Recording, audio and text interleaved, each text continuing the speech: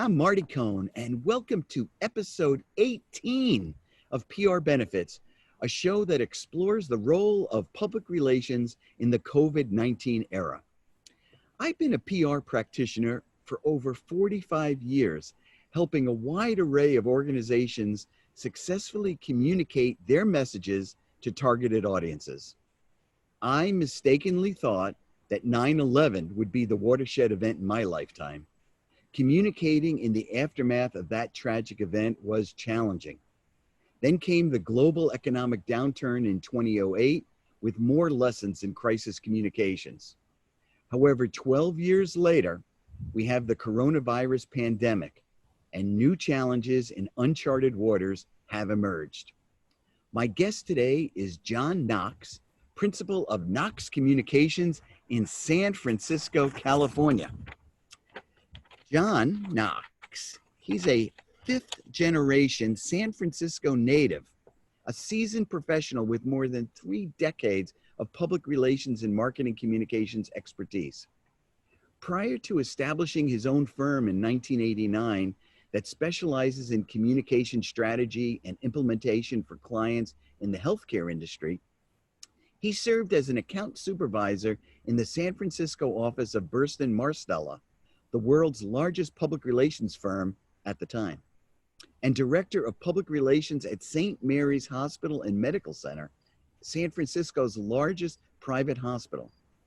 John's experience also includes newspaper reporting, book publishing, and university public affairs. In recognition of John's professional expertise, hold on, I want to get this right. He has earned numerous awards from the Public Relations Society of America, the International Association of Business Communicators, and the Catholic Health Association. He has served as an expert witness in civil litigation related to healthcare marketing. Additionally, he is a past chair of the Public Relations Roundtable and the Independent Communicators Roundtable. And with everything else, he volunteers at Hyde Street Community Services, where he is board vice president. Welcome, John. Well, thank you, Marty. That was a very nice introduction. I actually I guess I need to correct something on my website. I'm past vice president of the board at Hyde Street Community Services, but I am still on the board. Well, that's good. Okay, but once you're on a board, you're on the board. So you just don't want to become bored. That's exactly it. And I think one of the things about being in public relations, at least that I found in my time, is I'm constantly being asked to be on boards because they look at it as a way to get the expertise, the public relations that they need on the board. But it's so wonderful to be able to give back, regardless. So John, I said all these things that are all true except for the past vice president part. But one of the things I didn't get is, how did you get started in public relations? Oh, okay. Well, I guess I've sort of always had a knack for writing and editing, actually as evidenced by back in 7th grade, in our English class, we had to take a grammar test, and our teacher threw out 100 items, or there were a number of sentences and paragraphs, and we had to spot 100 errors. Well, I turned in my test and I actually had spotted 101 errors. So I guess that boded well for a future career involving communications and specifically writing. So anyway, continuing with writing and editing through school and college, I took a number of jobs and internships that I didn't know it at the time, but they actually were all related to public relations, and including an internship in the university's public affairs department. That's where I first wrote news releases and was involved in media relations. But Anyway, I went into after graduating from college. I thought, well, gee, I really like writing and I really like business, and well, maybe book publishing is the way to go with that. And I enjoyed it quite a bit, but it wasn't close enough to really the actual writing. So I was actually in a bookstore, and struck up a conversation with a woman who said there was an opening in the PR department at a local hospital. And I thought, well, okay. Well, that sort of really launched my official career in public relations. Wow. What section of the bookstore were you in? Well, actually, I was behind the counter. I Ah, was working as a sales clerk, so, okay.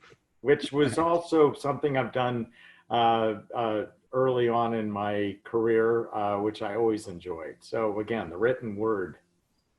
All right. Well, I'm gonna take you back in time a little bit. I want you to go back in terms of pre-COVID. So that's back before February of this year. John, what do you consider some of the highlights of your career? What do you Um, consider a highlight? okay. Um, well, I guess starting with St. Mary's Hospital, which was early in my career. Actually, when I started, we didn't have a planning department, we didn't have a marketing department, and frankly, public relations was kind of there to mainly support fundraising. But things started getting more sophisticated, competition beefed up, and we did hire somebody to handle marketing. We did hire somebody to handle strategic planning. And I was the person who created the first ever overall public relations plan for, at the time, it was the largest community hospital in San Francisco. So I'm pleased about that.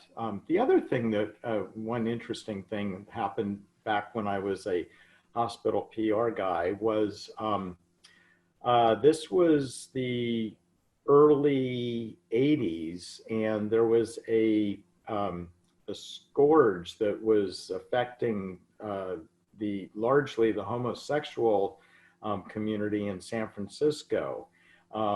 And media was kind of reporting this as they called it gay men's disease. And we had a patient admitted to our hospital who was a Roman Catholic nun who exhibited symptoms similar to this disease. I believe she had Kaposi sarcoma and other attributes that would have put her in that same category. Well, it was baffling. I mean, what this made no sense. And of course, at the time, we didn't know that the virus HIV was transmitted through the blood, and she had acquired the disease through a tainted blood transfusion. Anyway, you can imagine we were getting inquiries from media organizations all around the world about that. And that was an interesting case I had to deal with. Yeah.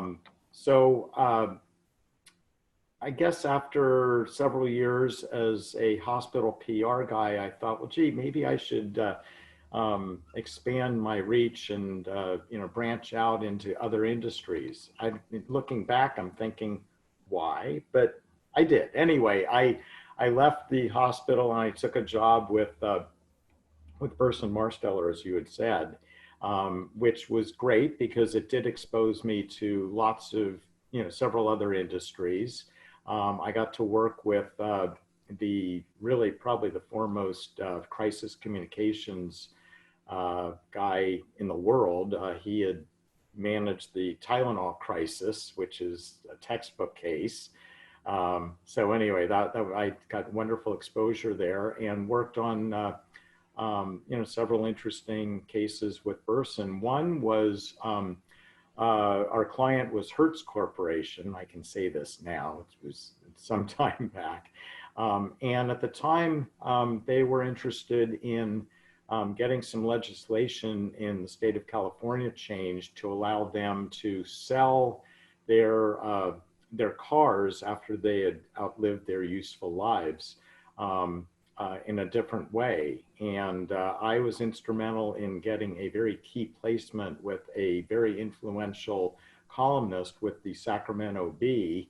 And that really did a lot to swing the momentum and got legislative wheels rolling to get this passed.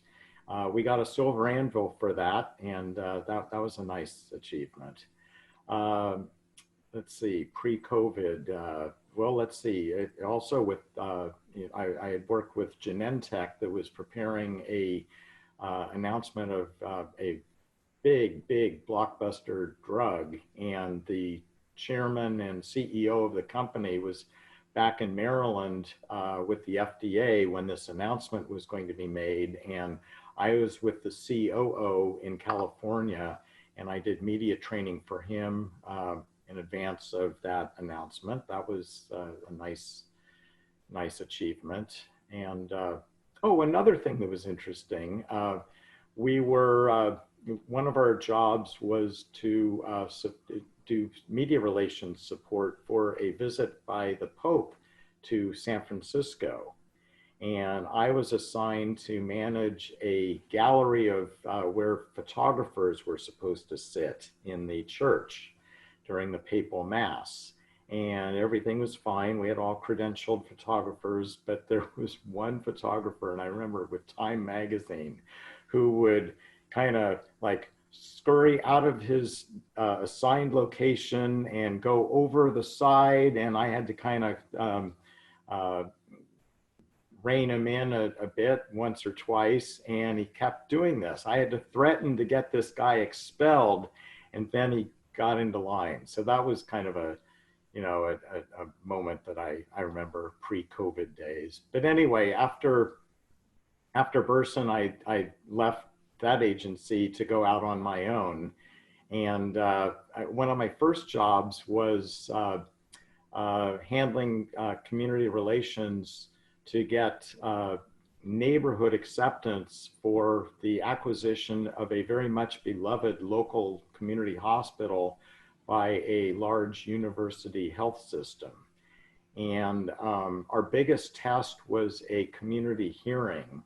And among my activities, I remember, was to get supporters to write letters to the powers that be. And we had to get people lined up to speak in favor of this, well, what we called it at the time was an integration. Anyway, I'm very pleased because at that hearing, we probably had about 40 or 50 speakers in favor, and I do not recall that we had that there was anybody opposed. So it spoke well for the neighborhood relations program that I managed. And fantastic. Yeah. So what about, I just have to ask before was there any expert witness highlights for you?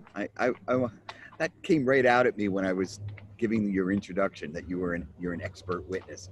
Yeah, well, I forget how I was contacted, but a plaintiff's lawyer contacted me and said there was a case against a hospital. I think it might have been a radiology department.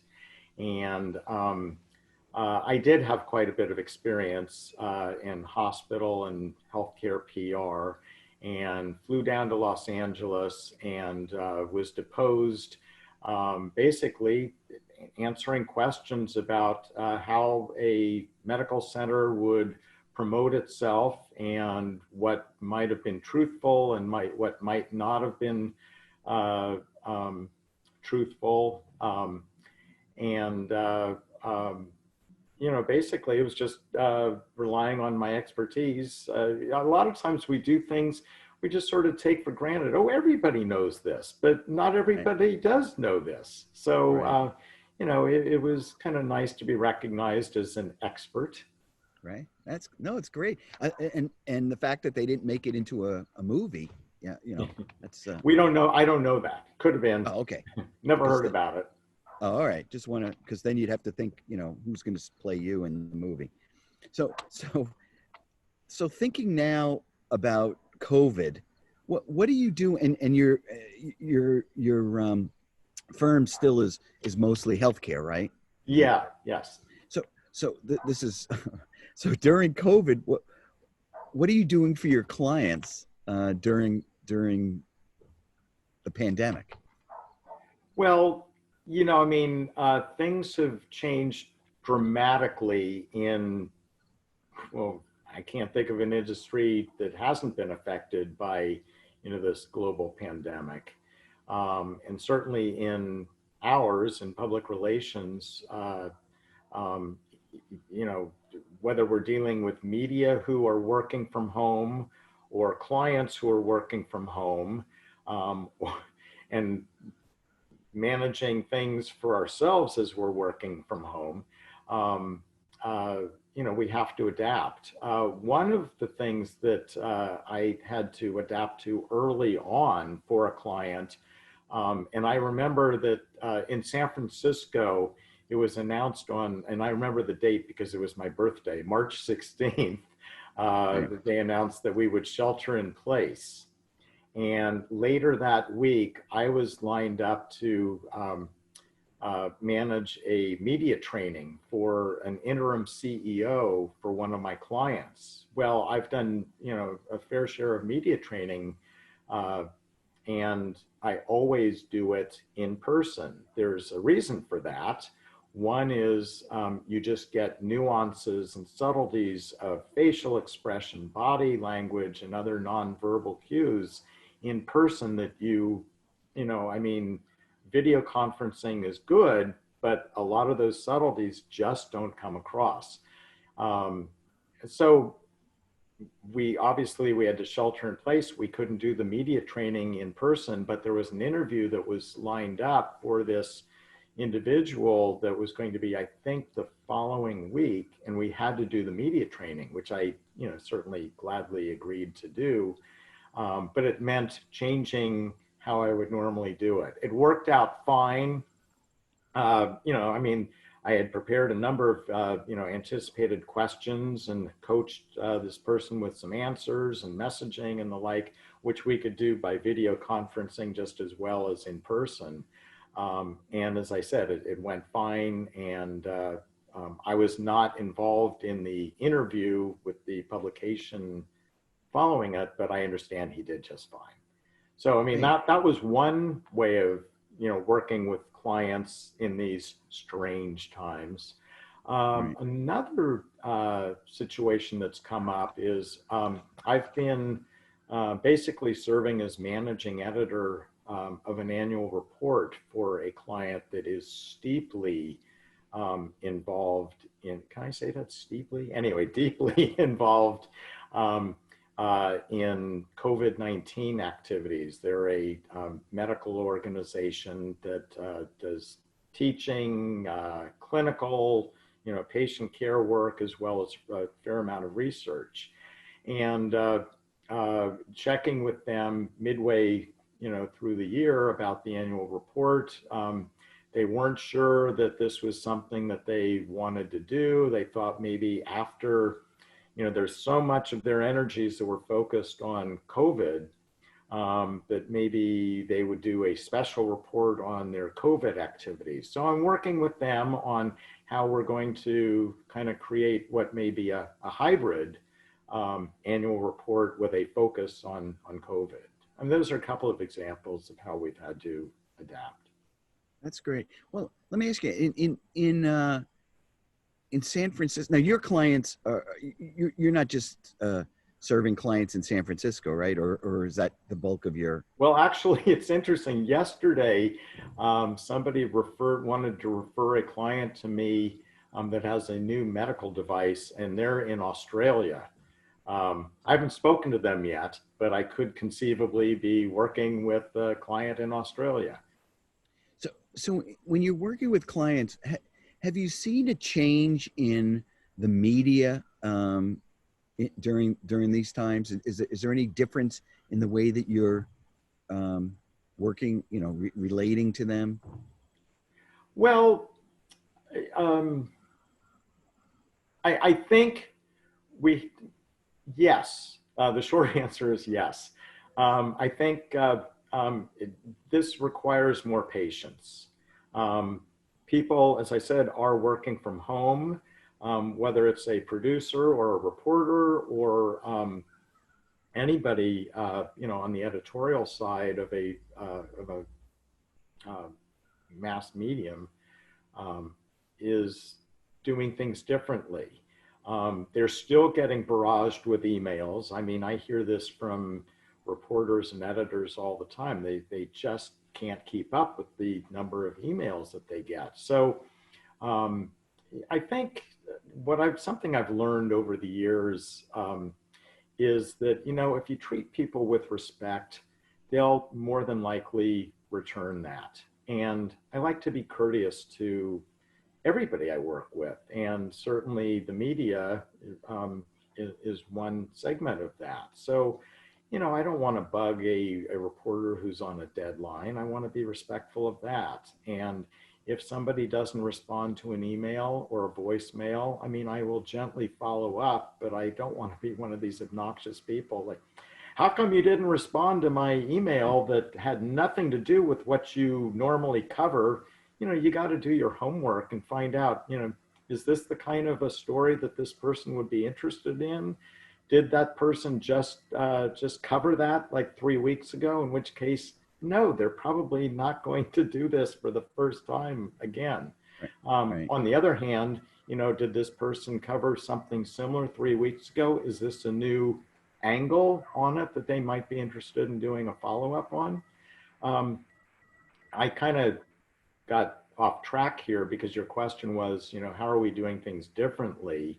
Right. And so I said patience. And I think understanding what the reporter is dealing with, I think will help us in working with that. So, but what about the San Francisco Chronicle, major paper? Are they? Newspapers even before COVID were having financial difficulties.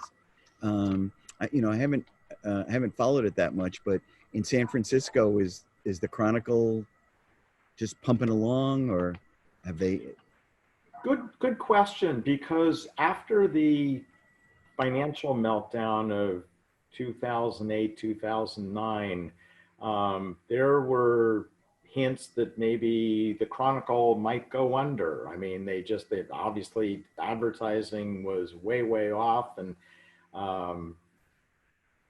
how were they going to survive? And it was kind of iffy. Well, they've come back with a vengeance, and I mean, maybe they're getting infusion from their parent corporation, which is the Hearst Corporation, but they're still in business to make money. And from what I can tell, they're doing okay.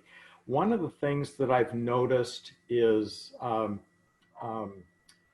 that a story that might have had one byline will now have 3 or 4 bylines. It's maybe That's one interesting. reporter will cover one aspect of it, and 2 or 3 other reporters will cover other aspects of it, and they will feed it all in and create it as one story. But there's 4 people you could contact, who are named at the end of the Right. story. Well, that's an interesting observation. All right, so John, I have to believe that at some point we're going to get out of this COVID, and we're going to emerge. What do you think the role of PR is going to be when we turn the corner on COVID? Well, I think one of our primary roles in public relations is to get information out, and I don't think that's going to change. That's what it was before COVID. That's what it is now, and we will turn the corner on this. I agree with you. And, when we can see COVID-19 in hindsight, it'll still be our job to get information out. And that's not going to change. And I think there's probably three subsections of that I see as our role in PR. And one is to, getting the information out, we have to do it in a truthful manner, or certainly advise our clients to do it in a truthful manner. Put data and statistics in proper perspective, and explain difficult concepts in easy to understand terms. I mean, that's kind of how we help get our information out. I don't think that's going to change. One thing that might change is we are going to get past COVID. I agree with you. And, but some of the things that we did pre-COVID may not ever come back. I can't think of what they are, but there's going to be a new environment. It's inevitable, and there always has been with changes. Right.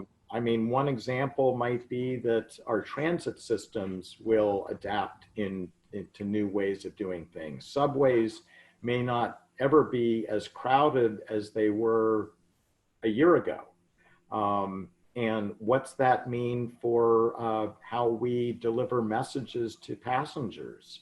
Right. So there's, I believe, crisis, oftentimes we think in terms of crisis communications as, oh my God, it's something bad, but oftentimes it can also be something good.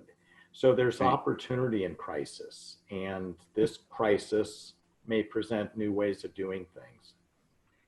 The other thing that I've been giving a lot of thought to is, while we've been going through this COVID and the changes that you're talking about, other things are happening in this country that I think are going to have a profound effect on a go forth basis. Notably, when we start talking about racial inequality, I think that's something that I see. I said, I sit on a number of boards, and something that I've been very conscious of is the lack of diversity on the boards. And I've been talking about that, and we've been actually spending time saying, how can we change that? Now, that's something, I think that's a positive outcome. It's always, racial inequality has always been there. But I think during this time, it's been heightened to looking at and where PR people can counsel how to do something about it.